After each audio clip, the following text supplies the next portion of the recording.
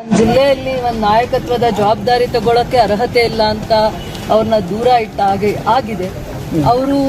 ಅವ್ರ ಜವಾಬ್ದಾರಿ ಏನಿರುತ್ತೆ ಅವ್ರ ಜವಾಬ್ದಾರಿಗೆ ಇತಿಮಿತಿಯಾಗಿ ಕೆಲಸ ಮಾಡಲಿ. ಪಕ್ಷ ಏನ್ ಜವಾಬ್ದಾರಿ ಕೊಟ್ಟಿದೆ ಆ ಇತಿಮಿತಿಯಲ್ಲಿ ಕೆಲಸ ಮಾಡಲಿ. ಇದಕ್ಕೆ ಹಿಂದೆನೆ ಅವ್ರು ಏನಕ್ಕೆ ಮಾತ್ರ ಅರ್ಹರು ಏನಕ್ಕೆ ಅಲ್ಲ ಅನ್ನೋವಂಥದ್ದನ್ನ ನಾವೇನು ವೈಯಕ್ತಿಕವಾಗಿ ಹೇಳೋ ಅಂಥದ್ದಿಲ್ಲ.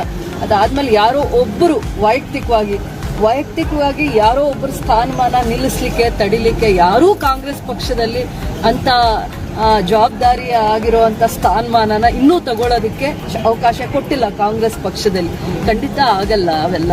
ಕಾಂಗ್ರೆಸ್ ಪಕ್ಷಕ್ಕೆ ಅದರದೇ ಆದದ್ದ ಒಂದು ಸಿದ್ಧಾಂತಗಳ ಮೇಲೆ ಕಾಂಗ್ರೆಸ್ ಪಕ್ಷನ ಕಟ್ಟಿದ್ದಾರೆ. ಯಾರೋ ಒಬ್ಬರಿಗೆ ಆ ಥರ ಶಕ್ತಿ ಇರುತ್ತೆ, ಒಬ್ಬರಿಗೆ ಸ್ಥಾನಮಾನ ಕೊಡೋವಂಥದ್ದು, ಸ್ಥಾನಮಾನ ಕಿತ್ಕೊಳ್ಳೋ ಅಂಥದ್ದು, ಆ ಥರ ಶಕ್ತಿ ಇರುತ್ತೆ ಅಂದರೆ ಅದು ಭ್ರಮೆ ಅಷ್ಟೇ. ಖಂಡಿತ ಇಲ್ಲ. ಪ್ರತಿಯೊಬ್ಬರು ಪರಿಶ್ರಮದಿಂದಾನೇ ರಾಜಕೀಯವಾಗಿ ಗೆಲ್ಲಿಕ್ಕಾಗುತ್ತೆ.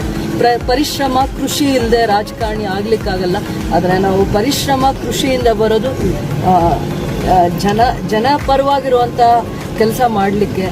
ಆಮೇಲೆ ದೇವರು ಜನರು ಅವಕಾಶ ಕೊಟ್ಟಾಗ ಅದನ್ನ ನಾವು ಯಾವ ರೀತಿ ಅದನ್ನ ಉಪಯೋಗ ಮಾಡ್ಕೋಬೇಕು, ಯಾರ ಸೇವೆಗೋಸ್ಕರ ಅದನ್ನ ಮುಡುಪಾಗಿಡ್ಬೇಕು ಅನ್ನುವಂಥದ್ದು ತುಂಬಾ ಮುಖ್ಯ ಆಗಿರುತ್ತೆ. ಉತ್ತರ ಹೇಳ್ತೀನಿ. ಪ್ರತಿಯೊಬ್ಬ ರಾಜಕಾರಣಿ ಜನಪ್ರತಿನಿಧಿ ಯಾವಾಗ್ಲೂ ಕೂಡ ಎಲ್ಲರ ಪ್ರತಿನಿಧಿ ಆಗ್ಬೇಕಾಗತ್ತೆ. ಇಡೀ ಜಿಲ್ಲೆಯ ಯಾರ್ಯಾರು ಮತದಾರರು ಇರ್ತಾರೆ ಅವರೆಲ್ಲರ ಪ್ರತಿನಿಧಿ. ನಾವು ಇಡೀ ರಾಜ್ಯದಲ್ಲಿ 5 ರಿಂದ 10 ಜನ ಹೆಣ್ಮಕ್ಳು ಗೆದ್ದಿದ್ದೀವಿ. ಇಡೀ ರಾಜ್ಯದ ಧ್ವನಿ ಆಗ್ಬೇಕು, ಮಹಿಳೆಯರ ಧ್ವನಿ ಆಗ್ಬೇಕು, ತಾಯಂದಿರ ಧ್ವನಿ ಆಗ್ಬೇಕು, ಹೆಣ್ಮಕ್ಳ ಧ್ವನಿ ಆಗ್ಬೇಕು ನಾವೆಲ್ಲ. ಅದರಲ್ಲಿ ನಾವು ಜಾತಿ ಧರ್ಮ ನೋಡಬಾರ್ದು. ಪಕ್ಷ ಅವಕಾಶ ಕೊಡುತ್ತೆ, ಸ್ಥಾನಮಾನನೂ ಕೊಡುತ್ತೆ. ಪ್ರತಿಯೊಬ್ಬ ನನ್ನಂತವ್ರನ್ನ 100 ಜನನ 1000 ಜನನ ಹುಟ್ಟಾಕುವಂತ ಶಕ್ತಿ ಯಾರಿಗಾದ್ರೂ ಇದೆ, ವೇದಿಕೆ ಯಾರಿಗಾದ್ರೂ ಇದೆ ಅಂದ್ರೆ ಅದು ಪಕ್ಷ ಗುರುತಿಸಿದ್ಮೇಲೆ ನಾವು ಜನಪರವಾಗಿರುವಂತ ಆಲೋಚನೆಗಳಲ್ಲಿ ಚಿಂತನೆಗಳಲ್ಲಿ ಮುಂದೆ ಬರಬೇಕಾಗುತ್ತೆ.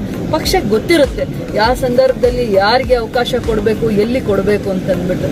ಆಮೇಲೆ ವೈಯಕ್ತಿಕವಾಗಿ ಕೆಲವೊಂದು ನಿರ್ಧಾರಗಳು ಅಭಿಪ್ರಾಯಗಳು ನಂದಾಗಿರುತ್ತೆ, ನಾನು ವ್ಯಕ್ತಪಡಿಸ್ಬೋದು, ಯಾಕಂದ್ರೆ ಅದು ನನಗೆ ಸ್ವತಂತ್ರ ಇರುತ್ತೆ. ಆದ್ರೆ ಪಕ್ಷದ ಅಭಿಪ್ರಾಯ ಅಲ್ಲ, ಪಕ್ಷದ ನಿರ್ಧಾರ ಆಗ್ಲಿಕ್ಕೆ ಆಗಲ್ಲ. ಯಾವತ್ತೂ ಅಷ್ಟೇ ರಾಜಕಾರಣಿ ಪ್ರತಿಯೊಬ್ಬರ ಆಸ್ತಿ ಆಗ್ಬೇಕು. ಒಬ್ಬ ರಾಜಕಾರಣಿ ವೈಯಕ್ತಿಕವಾಗಿ ನನ್ನ ನಿರ್ಧಾರಗಳಿಗೋಸ್ಕರ ರಾಜಕಾರಣಿ ಆಗೋದಲ್ಲ. ಜನರ ಧ್ವನಿ ಆಗ್ಬೇಕು, ರೈತರ ಧ್ವನಿ ಆಗ್ಬೇಕು, ಕಷ್ಟದಲ್ಲಿರೋರು, ಇಡೀ ಕ್ಷೇತ್ರದ ಧ್ವನಿ ಆಗ್ಬೇಕಾಗ ಇಡೀ ಕ್ಷೇತ್ರನ ರಕ್ಷಣೆ ಮಾಡೋರು ಒಂದು ಜಾತಿ ಧರ್ಮ ಹೇಳ್ಕೊಂಡು ನಾನು ರಕ್ಷಣೆ ಮಾಡೋಕ್ಕೆ ಆಗತ್ತಾ? ನನ್ನನ್ನು ಅವಾಗ ಒಬ್ಬರೇ ಓಟ್ ಹಾಕಿದ್ದಾರೆ ನನ್ನನ್ನು ಗೆಲ್ಲಿಸ್ಲಿಕ್ಕೆ ಅಂತ ನಾನು ಹೇಳಕ್ಕಾಗತ್ತಾ? ಇಲ್ಲ. ಪ್ರತಿಯೊಬ್ಬರು ಬಡವರು, ರೈತರಲ್ಲಿ ನೀವು ಜಾತಿ ಭೇದ ನೋಡ್ತೀರಾ, ಬಡವರಲ್ಲಿ ನೋಡ್ತೀರಾ, ಹೆಣ್ಮಕ್ಳಲ್ಲಿ ನಾನು ಸದಾ ನೋಡಲ್ಲ. ಒಂದು ತಾಯಿಯಾಗೆ ನಾನು ಗೌರವಿಸ್ತೀನಿ. ನಾನು ಇಡೀ ಕೋಲಾರ ಜಿಲ್ಲೆಯಲ್ಲಿ ಒಂದು ಹೆಣ್ಮಗು, ಈ ಮಣ್ಣಲ್ಲಿ ಹುಟ್ಟಿರೋ ಹೆಣ್ಮಗು. ನಾನು ಇಡೀ ಜಿಲ್ಲೆ ಹೆಣ್ಮಕ್ಳ ಪರವಾಗಿ, ರಾಜ್ಯದ ಹೆಣ್ಮಕ್ಳ ಪರವಾಗಿ ಧ್ವನಿಯಾಗಿ ನಿಲ್ತೀನಿ.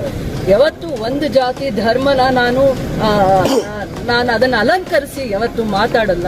ನನ್ನನ್ನು ಜನ ಯಾವ ರೀತಿ ಗೆಲ್ಲಿಸಿದ್ದಾರೆ, ರೈತರು ಗೆಲ್ಲಿಸಿದ್ದಾರೆ, ನನ್ನ ಬಡವ್ರು ಗೆಲ್ಲಿಸಿದ್ದಾರೆ, ಅದೇ ಒಂದು ಧ್ವನಿಯಿಂದ ಇರ್ತೀನಿ. ಆ ರೀತಿನೇ ನನ್ನನ್ನು ಗೌರವಿಸ್ಲಿ, ಗುರ್ತಿಸ್ಲಿ ಅಂತ ಇಷ್ಟಪಡ್ತೀನಿ. ಯಾವುದೇ ಒಂದು ಈ ರೀತಿಯಾಗಿ ನಾನು ಭೇದ ಭಾವ ಮಾಡಲಿಕ್ಕೆ ಖಂಡಿತ ಹೋಗಲ್ಲ. ನಾನು ಆ ಥರ ಬಂದಿಲ್ಲ. ನನ್ನನ್ನು ಜನ ಆ ರೀತಿ ಗುರ್ತಿಸಿಲ್ಲ.